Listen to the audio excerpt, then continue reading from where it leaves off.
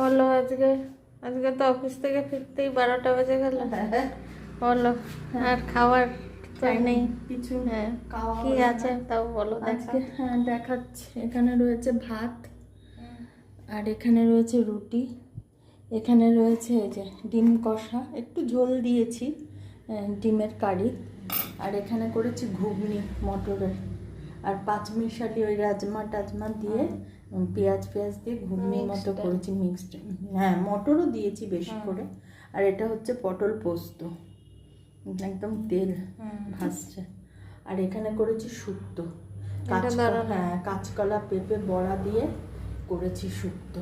এই হলো আজকের খুব অল্প স্বল্প মেনু, বেশি করতে পারছি না কারণ আমার শরীরটা ভালো নেই।